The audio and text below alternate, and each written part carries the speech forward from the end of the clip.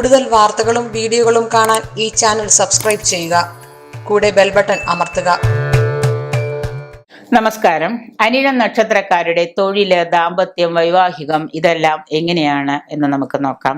അനിഴം നക്ഷത്രക്കാര് വൈവിധ്യപൂർണമാണ് ഇവരുടെ തൊഴിൽ രംഗം. അനിഴം നക്ഷത്രക്കാരുടെ തൊഴിൽ രംഗം എന്ന് പറഞ്ഞാൽ പല തരത്തില് വൈവിധ്യപൂർണമായൊരു രംഗം തന്നെയാണ്. ശനിക്ക് മേൽക്കോയ്മയുള്ള ഒരു ദാസവൃത്തി എന്ന് വേണമെങ്കിൽ പറയാം. ചൊവ്വയ്ക്ക് പ്രാധാന്യമുള്ളതിനാൽ ശരീരബലം വേണ്ട തൊഴിൽ. 10ാം ഭാവം സൂര്യനാണ്. ഈ സൂര്യന്റെ രാശി ആയതുകൊണ്ട് അധികാരമുള്ള പ്രവൃത്തി, ഇങ്ങനെ വിഭിന്നമായിട്ട് ചെയ്യാൻ ഇഷ്ടപ്പെടുന്ന ഒരു രംഗം തന്നെയാണ് അനിഴം നക്ഷത്രക്കാരുടെ തൊഴിലെന്ന് പറഞ്ഞു കഴിഞ്ഞാൽ. അധ്യാപനം, നീതിന്യായം, ബിസിനസ്, ഔഷധം, ഗണിതം, ഗൂഢശാസ്ത്രം, സിനിമ, ഛായാഗ്രഹണം, സിനിമയിൽ തന്നെ ഛായാഗ്രഹണം, കൃഷി, നല്ല വലിയ വലിയ ബിസിനസ്സുകൾ, കയറ്റുമതി, എക്സ്പോർട്ടിങ്, പിന്നെ ഈ എക്സ്പോർട്ടിങ് ആൻഡ് ഇമ്പോർട്ടിങ്, ഇറക്കുമതിയും കയറ്റുമതിയും ചെയ്യാം. സൗന്ദര്യരംഗം, രാഷ്ട്രീയത്തിലൊക്കെ അനിഴം നക്ഷത്രക്കാർക്ക് നല്ലതുപോലെ തിളങ്ങാൻ സാധിക്കും. സർക്കാർ ഉദ്യോഗം, ആതുര സേവനം, അമ്പരിപ്പിക്കുന്ന വൈവിധ്യം പുലർത്തുന്ന ഒരു നാളുകാർ തന്നെയാണ് ഈ അനിഴം നക്ഷത്രക്കാർ. ഒരു തൊഴിലിനോടും ഇവർക്ക് വെറുപ്പോ വിരക്തിയോ ഉണ്ടാവുന്നില്ല എന്നുള്ളതാണ് വേറൊരു പ്രത്യേകത. ഏത് തൊഴിൽ, ഈ പറഞ്ഞ തരത്തിലുള്ള ഏത് തൊഴിൽ ചെയ്താലും അവർക്ക് അതിനോടൊക്കെ പ്രത്യേക ഒരു അഭിവാഞ്ച, പ്രത്യേക ഒരു താല്പര്യം തന്നെ ഉണ്ടായിരിക്കും. ഏത് പദവിയും ഏത് സ്ഥാനങ്ങളും ഇവർ നോക്കുകയും കർമ്മകുശലതയും കാട്ടുന്ന ഒരു വ്യക്തികളാണ് അനിഴം നക്ഷത്രക്കാരായ ആളുകൾ. അതുപോലെ തന്നെ ഇവരുടെ രോഗങ്ങൾ എന്ന് പറഞ്ഞാൽ ഇവർക്ക് സാധാരണ പെട്ടെന്ന് പിടിപെടാവുന്ന രോഗങ്ങൾ, പിത്തപ്രധാനമായൊരു ശരീരമാണ്. പുളുന്തൻ തടി പോലെയുള്ള പിത്തപ്രധാനമായൊരു ശരീരമാണ് ഇവർക്ക് ഉണ്ടാവുന്നത്. ചൊവ്വ പിത്തത്തിൻ്റെയും ശനി വാദത്തിൻ്റെയും കാരകനാകുന്നു. ശനി ദോഷത്തിലാണെങ്കിൽ വരുന്ന രോഗമാണ് വാദം. ചൊവ്വയുടേതാണ് പിത്തം. അപ്പൊ അതിന്റെ രണ്ടിനെ കാരകനാണ് ശനിയും ചൊവ്വയും. ആകയാൽ ഇവയുമായി ബന്ധപ്പെട്ട അസുഖങ്ങൾ വരാം. വാദരോഗങ്ങൾ ഉണ്ടാവാം, എപ്പോഴും വാദമായിട്ട് ബന്ധപ്പെട്ട അസുഖങ്ങൾ, പിത്തവുമായിട്ടുള്ള അസുഖങ്ങൾ.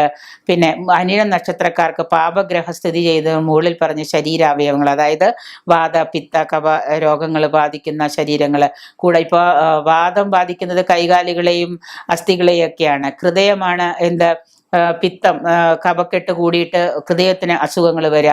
അപ്പൊ അതുകൊണ്ട് തന്നെ രാഹു ഇതില് ദോഷം ചെയ്യുന്ന സമയത്ത്, രാഹു അനിഴം നാളിൽ നിന്നാൽ വിഷഭയം ഉണ്ടാവാം. രാഹുവിന്റെ ദോഷം കൊണ്ട് ഇവർക്ക് വിഷഭയം, അതായത് ഫുഡ് പോയിസൺ ഉണ്ടാവുക, അല്ലെങ്കിൽ മറ്റേതെങ്കിലും തരത്തിലുള്ള പോയിസൺസ് ഒക്കെ സംഭവിക്കാം. ചൊവ്വയും കേതുവും നിന്നാൽ അഗ്നിഭയം ഉണ്ടാവുക. ഇങ്ങനെയുള്ള രോഗങ്ങളൊക്കെ ഇവർക്ക് സംഭവിക്കാവുന്നതാണ്. പിന്നെ സന്താനങ്ങളാണെന്നുണ്ടെങ്കിൽ അനിഴം നക്ഷത്രത്തിന്റെ സന്താന വിഷയം എന്ന് പറഞ്ഞു കഴിഞ്ഞാൽ വൃശ്ചികൻ രാശിയിൽ വരുന്ന 5ാം രാശിയെ കൊണ്ടാണ് ഇവരുടെ സന്താന ചിന്ത നമ്മൾ കണക്കാക്കുന്നത് അനിഴം നക്ഷത്രത്തിന്.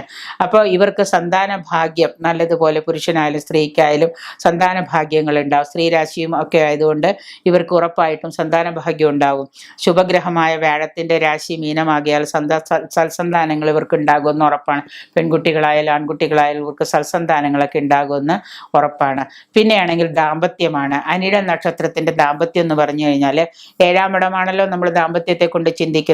പുരുഷന്മാരായ അനിഴം നാളുകാർക്ക് ഗുണവതിയും സുന്ദരിയും ഒക്കെയായ ഭാര്യയായിരിക്കും കിട്ടുക. പൊതുവെ നല്ല ഒരു കുടുംബജീവിതവും ദാമ്പത്യവും തന്നെ ഇവർക്ക് കിട്ടുന്നുണ്ട്. 100-ൽ ഒരാൾക്ക് മാത്രമേ ദാമ്പത്യം പരാജയമാകാറുള്ളൂ.